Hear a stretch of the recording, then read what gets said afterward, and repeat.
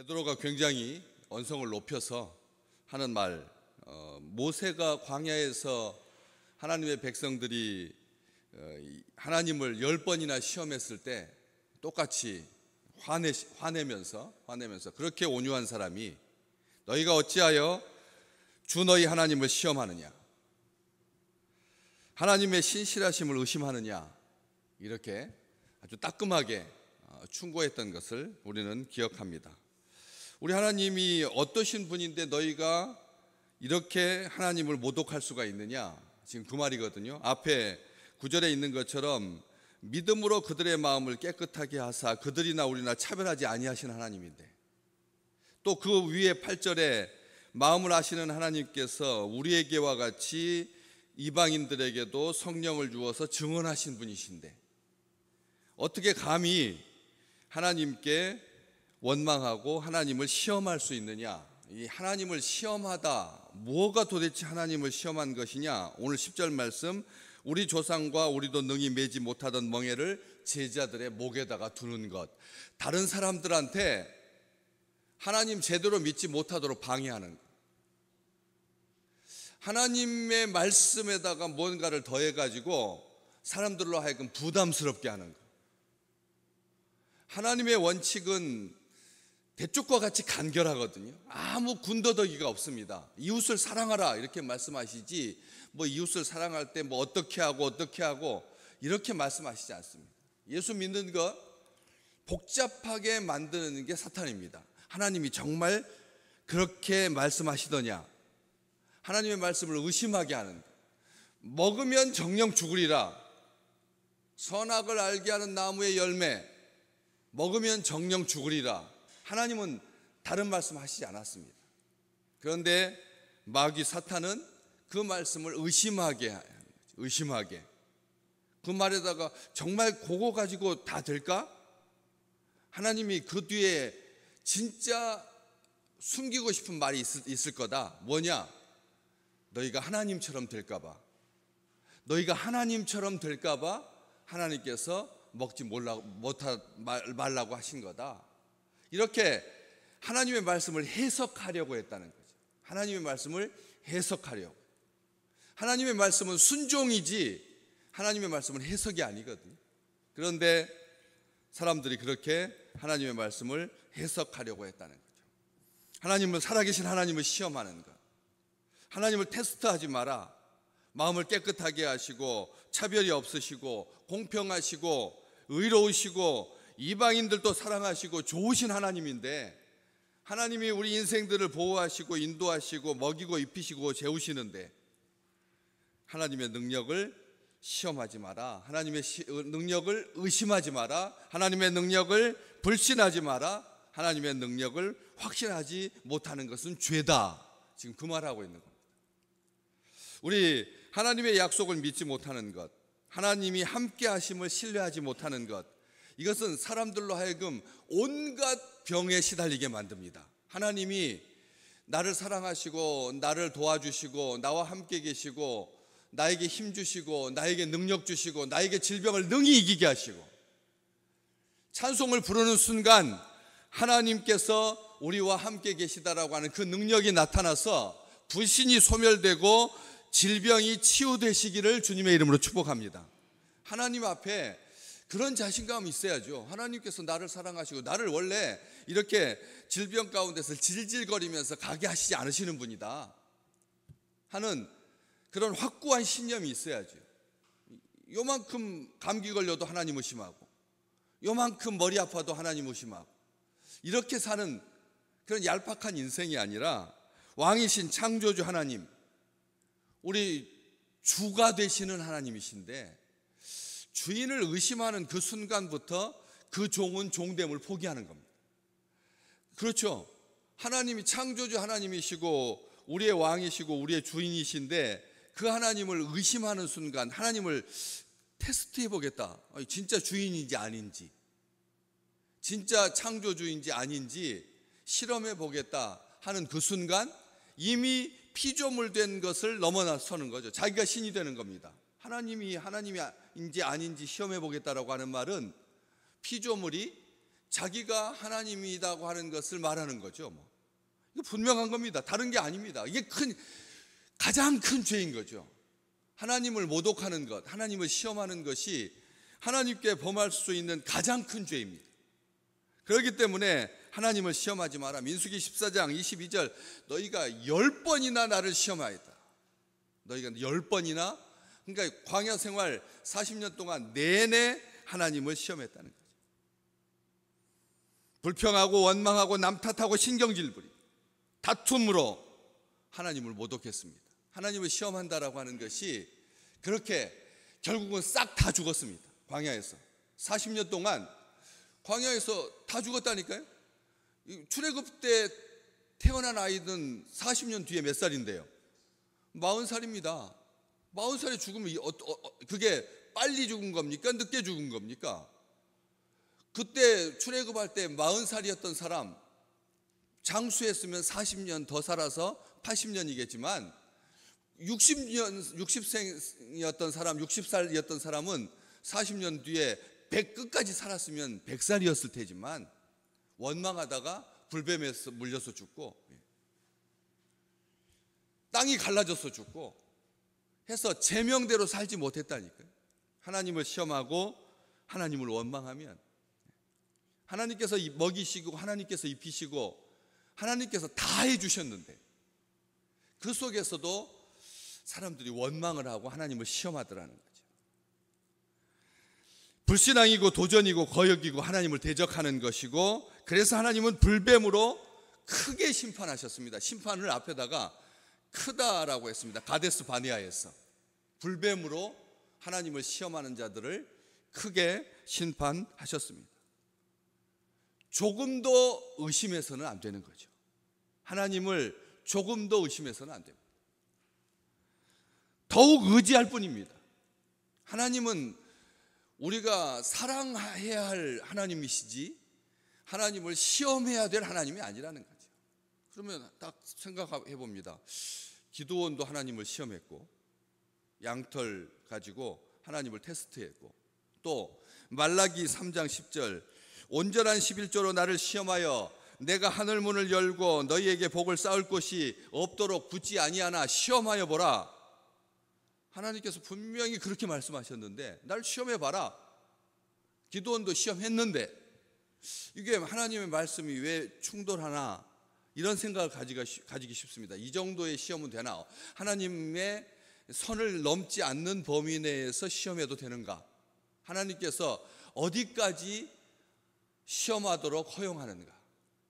자, 부모의 입장으로 자녀들에게 엄마의 사랑을 시험하지 마라 이렇게 말할 때 무엇을 시험하라고 나를 말할 수가 있겠습니까? 어디까지 시험해 보라고, 나를 시험해 보라고 말할 수 있겠습니까? 권위에 도전하면서까지 시험해 보라고 하시겠습니까? 부모의 권위에 그 부모의 존재를 의심하는 시험까지 해보라고 하시겠습니까? 그냥 괜찮지요, 뭐 얼마든지요. 내 존재를, 내가 부모가 인지 아닌지 유전자 검사를 해봐라, 이렇게 시험해봐라, 거기까지 허용할 수 있습니다. 그렇죠? 그런데 진짜 가가지고 내 부모인지 아닌지 유전자 검사를 가지고 왔다 그러면 그 관계는 어떤 느낌이 드시겠습니까? 내 말을 믿지 못하고 과학이 엄마, 내 자식이라고 하는 것을, 부모라고 하는 것을 99.9%인데 이렇게 말해서 0.1%의 오류가 있는 과학을 의지해서 그렇게 서류를 띄워와 가지고 확인하려고 든다면 그 자식에 대해서 어떤 느낌이 드시겠습니까? 세상에도 그런 일 많거든요. 친자 확인하려고 하는, 부모도 자식을 자기 자식인지 몰라가지고 과학의 테스트에, 검증에, 시험에 이것을 통해서 확인하려고 하는 그런 시대잖아요. 지금도. 게다가 부모가 굉장히 부할수록 뭐 1000억 대의 재산가이면 이거 내 친자식이 아니면 상속하면은 이게 억울한 일이니까 그런 일들을 방지하려고 이런 친자 확인까지 하거든요. 근데 왜 하나님께서 11조를 가지고 하나님을 시험해 보라고 했을까? 이 말은 여러분, 하나님을 철저히 신뢰하는 가운데 하나님의 말씀대로 순종하여 하나님의 말씀대로 복을 내리시는지 확인해 보라는 말이지, 하나님이 있나 없나를 시험해 보라는 뜻이 아니거든요. 우리 여기 말씀 잘 기억하셔야 합니다. 말라기 3장 10절 말씀은, 그 시험은 하나님의 존재를 의심해 보라는 뜻이 아니잖아요. 하나님께서 얼마나 사랑하시는지, 불순종하여 심판을 자초하는 인생에게조차도 하나님께서 시험하지 말라고 말씀하시고, 이 말씀을 통해서 온전히 신뢰하라는 말씀이지 하나님을 시험하라는 것이 목적어가 아니라는 거죠. 이 말씀은 시험을 당하시면서까지 우리에게 복을 쌓을 것이 없도록 부어주시려고 하는 하나님의 그 진심 어린 사랑의 마음을 보라는 뜻이잖아요. 그러니까 우리는 이거 말씀을 가지고 하나님을 시험한다라고 하는 것에 대해서 합리화하고, 하나님을 믿고 의지하지 못하고, 하나님을 불순종하고, 하나님을 신뢰하지 아니하여서 심판을 자초하는 일이 없도록 막으시려는 하나님의 사랑이라는 것이죠. 선악을 알게 하는 나무를 먹으면 정녕 죽으리라고 하는 뜻이, 죽이려고 선악을 알게 하는 나무를 두셨습니까? 이렇게 말하는 순간 하나님을 모독하는 거죠. 하나님을 모독하는 거죠.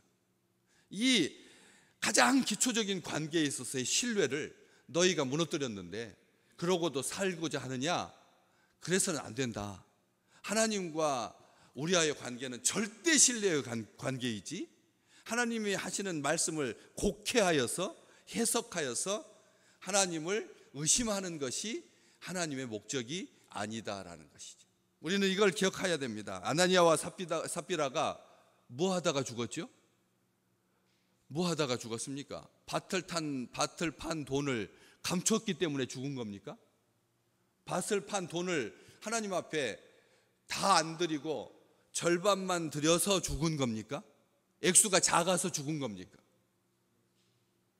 왜 죽었다고요?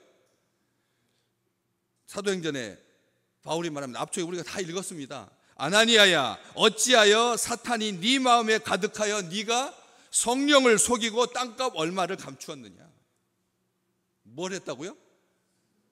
성령을 속였다, 이렇게 말하고요. 속였다 말하고, 그 다음에 그 아내 삽비라에게 똑같이, 아내 남편을 장사하고 돌아온 그 사람들의 발이 교회의 문턱에, 성전 문턱에 닿기도 전에 너가 세상을 떠나게 될 거다, 죽을 거다. 말씀은 뭐라고 했냐면, 너희가 어찌 함께 꾀하여 주의 영을 시험하느냐. 아멘. 성령을 속였다고 하고요, 아나니아한테는 성령을 속였다라고 말하고, 그 다음에 둘이 함께 어찌하여 함께 꾀하여 주의 영을 시험하려 하느냐, 이렇게 말했습니다. 성령을 속이는 것이 하나님을 시험하는 겁니다. 주의 영을 시험하는 겁니다. 성령은 속일 수 없습니다. 절대 속이지 못합니다. 우리의 다른 건 속이려고 사람들이, 이 세상 사람들이 속이려고 하죠. 속이잖아요. 사기치고 사람들을 속이잖아요. 속이는데 우리가 익히 알고 있는 유명한 격언이 있습니다. 연주자들이 하루를 연습하지 않으면 누가 그걸 안다고요? 자신이 알고, 사흘을 연습하지 않으면 가족이 알고, 열흘 연습하지 않으면 세상이 다 안다고요. 세상이 다 안다고요. 여러분, 아니 4살 때부터 바이올린 연주했는데, 7살 때부터 클라리넷 연주했는데 하루 쉬면 뭐가 문제가 됩니까? 그러면 연습이 뒤로 후퇴하나요? 실력이 10년 뒤로 물러나나요? 안 그렇잖아요. 하루 정도 쉬어도 되잖아요.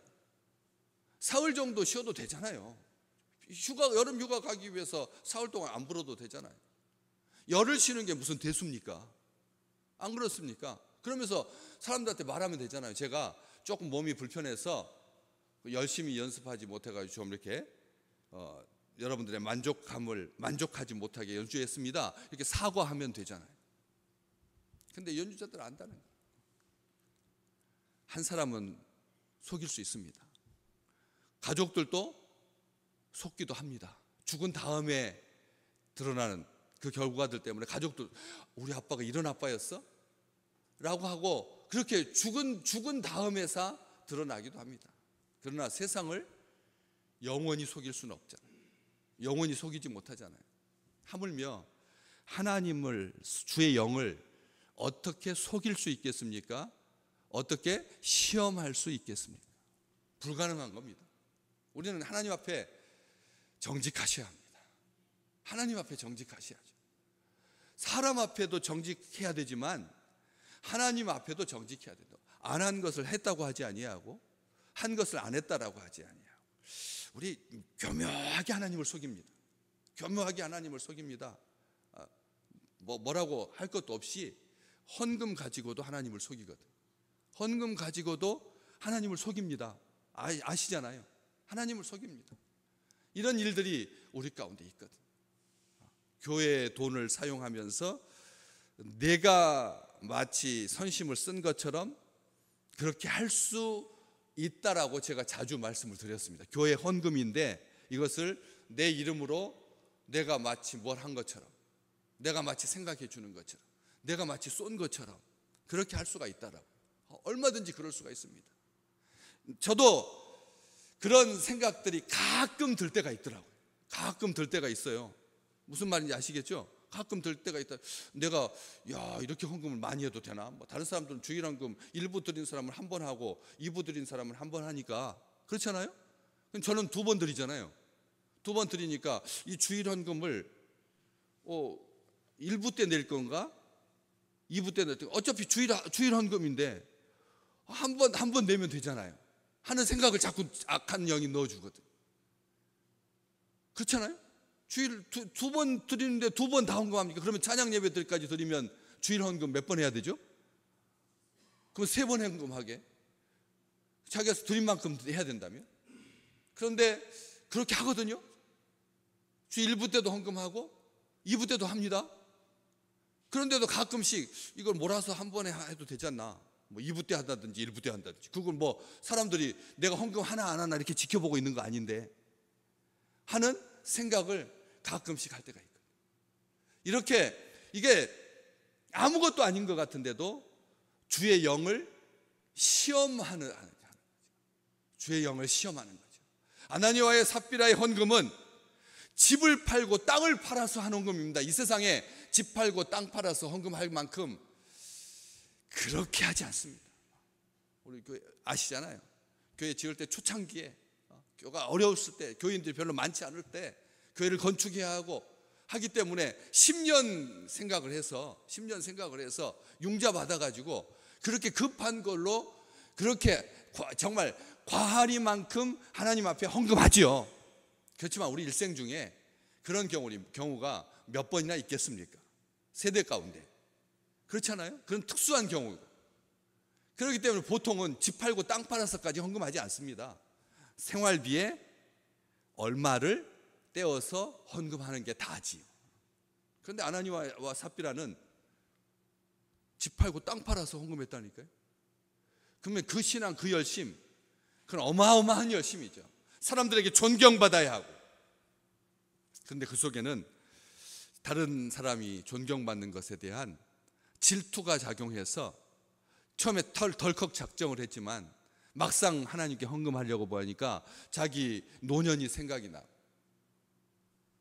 그래서 얼마를 땅에다가 감추었을 뿐입니다. 그런데도 하나님은 베드로를 통해서 그것을 말하게 하신 거죠. 알게 해주신 거잖아요. 경고하신 겁니다. 남편이 그렇게 죽어가면 아내는 그 경고를 받아서 조심했어야 되는데 그러지 못한 것이죠. 사람들이 하나님을 시험하는 이유는 내가 조금씩 이렇게 나쁜 짓을 해도 아무 일이 일어나지 않기 때문에 그런 겁니다. 하나님을 속였는데, 하나님을 시험했는데 당장 눈이 시력이 막 떨어지고 배가 막 불어 올라오고 얼굴에 황달기가 생기고 입맛이 떨어지고 그러면 사람들이 조심할 텐데 하나님 앞에 헌금을 가지고도 이렇게 속였는데 아무 일이 일어나지 않으니까, 즉시 심판하지 아니하니까 사람들이 어떻게 돼서, 사람들이 교만해져서 용기가 생겨서, 나쁜 용기가 생겨서 하나님을 시험하고 계속 죄를 범하는 거죠. 계속 죄를 범합니다. 선을 행할 줄 알면서도 차일피일 미루는 거, 선을 행할 줄 알면서 즉시 행하지 아니하고 선을 행할 줄 알면서도 차일피일 미루는 것, 이게 무슨 하나님을 시험하는 거겠습니까? 그렇지 않아요? 조금 뒤에 해도 되잖아요. 뭐 지금 당장 해야 할 필요가 뭐가 있나요? 그런데 강도 만난 자를 도와주는 것을 뒤로 조금 미루면 어떻게 되겠습니까? 그는 죽고 말게 되는 거잖아요. 선을 행한다라고 하는 게 우리 인생 긴 날 중에 몰아서 언젠가 내가 내 형편이 좀 나아지면, 선교 마찬가지고 다음 세대를 위해서 우리가 지금 헌신하고 있습니다.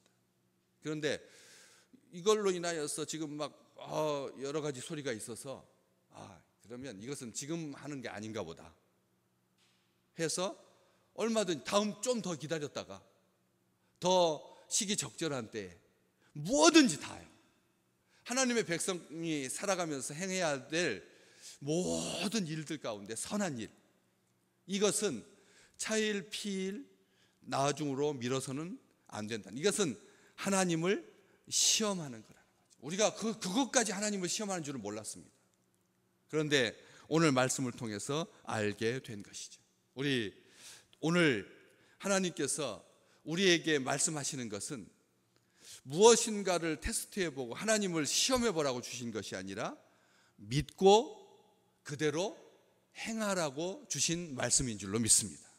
하나님께서 오늘 주신 이 말씀은 그냥 여러 날 중에 어떤 말, 그래가지고 내가 마음에 딱 내키는데, 내 마음이 딱 하나님 앞에 맞는 때 그때 행하는 것이 아니라 지금 즉시 행하라고 주신 말씀인 줄로 믿습니다.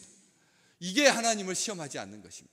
하나님을 시험하지 아니하고, 하나님을 검증하지 아니하고, 하나님을 의심하지 아니하고, 하나님을 불신하지 아니하고, 더욱더 믿음에 믿음이 더해지고 은혜에 은혜가 더해지는 그 살아계신 하나님, 나를 기뻐하시는 하나님, 나와 동행하시는 하나님, 약속을 받은 자와 약속에 참여하는 자는 다르다라고 말씀해 주셨습니다. 오늘 하나님께서 이 약속을 주셨습니다. 하나님을 시험하지 않는 자에게 하나님께서 그 약속에 참여할 수 있는 그 놀라운 특권과 복을 오늘 또 우리 믿음의 식구들에게 이 폭염 가운데 하나님께서 주시는 이 놀라운 축복이 가득 더해지는 귀한 날 되시기를 주의 이름으로 축복합니다.